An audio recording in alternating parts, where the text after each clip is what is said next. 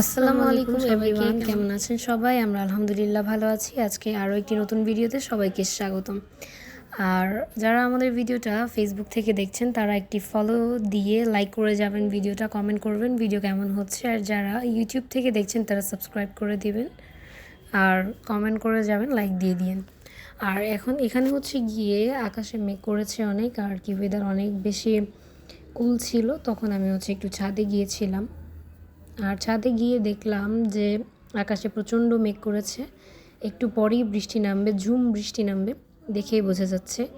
তো এই জন্য হচ্ছে আসলে ঢাকা শহরের এই তীব্র গরমের মধ্যে সবাই কিন্তু একটু স্বস্তির বৃষ্টিই চায়। আর এই বৃষ্টি কিন্তু আসার জন্য আমরা অনেকটা ওয়েট করতেছি। আর এই যে এখানে হচ্ছে একটা খেজুর গাছে অনেকগুলা খেজুর ধরেছে আর পেকে গেছে অলমোস্ট।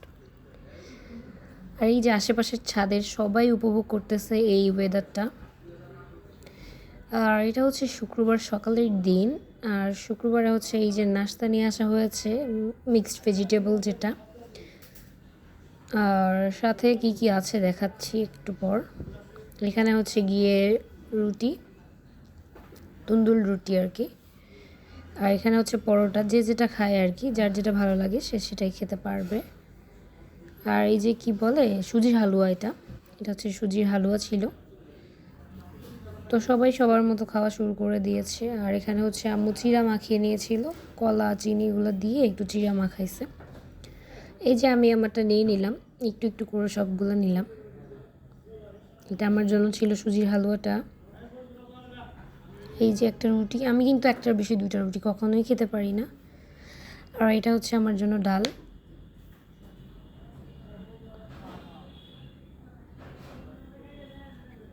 আর সিজন যেহেতু চলেই যাচ্ছে, ফল তো কিছু খেতেই হবে।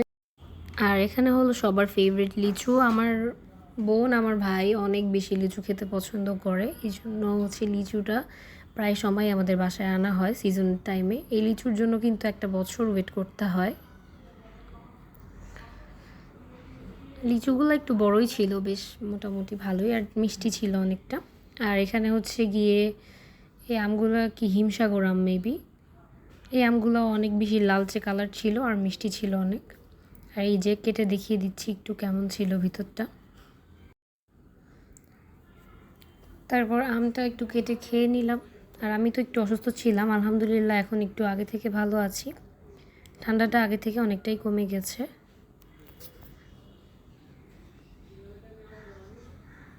আর এই যে দুপুরের রান্নার প্রিপারেশন চলতেছে। আর শুক্রবার মানে তো মজাদার খাবার, এটা তো কোনো বাসায় আই গেস মিস হয় না, আর আমাদের বাসায়ও হয় না কখনো। এই জন্য আম্মু ফ্রিজ থেকে মুরগি, গরু সবগুলো বের করে ভিজিয়ে রেখেছে। একটুক্ষণ ভিজিয়ে রাখলে কিন্তু রক্ত যে থাকে সেটা কিন্তু চলে যায়।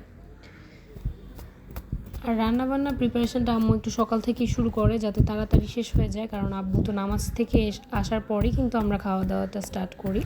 আর এটা হচ্ছে সালাদ কেটে রাখা হয়েছে। আর এটা হচ্ছে গিয়ে মোস্ট ফেভারিট প্লেন পোলাও। আর পোলাওয়ের ওপর কিন্তু বেরেস্তা দিয়ে সুন্দর মতো একটা ডেকোর করা হয়েছে, বেশ ভালো লাগতেছে দেখতে। আসলে আগে হচ্ছে দর্শনধারী, তারপর কিন্তু গুণবিচারী, তাই। আর এখানে হচ্ছে গিয়ে লেবু কেটে নেওয়া হয়েছে। আর যারা পোলাও খাবে না তাদের জন্য কিন্তু এই যে ভাতের ব্যবস্থা আছে, পোলাওয়ের চালের ভাত আর কি। আর এই যে রান্না কমপ্লিট হয়ে গেছে, আম্মুর হাতের স্পেশাল চিকেন ভুনা। কালার যতটা দেখতে সুন্দর হয়েছে, খেতে কিন্তু আরও বেশি মজা হয়েছে। আর এটা হচ্ছে গরুর মাংস। ঈদ আসতে কিন্তু আর দেরি নেই, আজকে হচ্ছে গিয়ে শুক্রবার, আর সোমবারেই কিন্তু ঈদ। আর ঈদের আগে যে আমাদের গরু আনা হবে তখন কিন্তু ভিডিও আপলোড হবে, ইন্টারেস্টিং ভিডিও। সবাই আমাদের পেজটা ফলো করে দিলে কিন্তু দেখতে পারবেন। আর এটা ছিল ডিম ভুনা স্পেশাল করে, এটাতে বাদাম বাটা ইউজ করা হয়েছে, তাই এটা একটু বেশি স্পেশাল। আর খেতে কিন্তু দারুণ ফ্লেভার।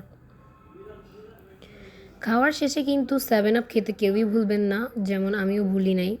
আর সন্ধ্যার দিকে একটু নাস্তা বানানো হবে। এই যে আলুগুলোকে ছিলে নিলাম ম্যাজিক করে, এই যে দেখতে পাচ্ছেন।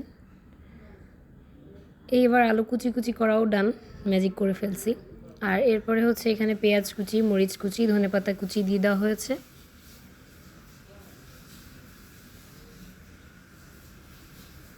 তারপর এখানে বাটা মশলা আছে, আদা বাটা, রসুন বাটা, তারপরে সব ধরনের গরম মশলা একসাথে বাটা আছে। এটা আমাদের হচ্ছে মাংস রান্নাতে ব্যবহার হয় সবসময়, এই জন্য এগুলোতে ইউজ করলে একটা ভালো একটা মানে কাবাব টাইপের একটা ফ্লেভার চলে আসে। আবার এরপর হলুদ গুঁড়ো, ধনে গুঁড়ো, মরিচ গুঁড়ো আর কর্নফ্লাওয়ার দিয়ে দেওয়া হয়েছে লাস্টের দিকে। আর সাথে একটু ময়দা দিয়ে ভালোভাবে মেখে নিতে হবে।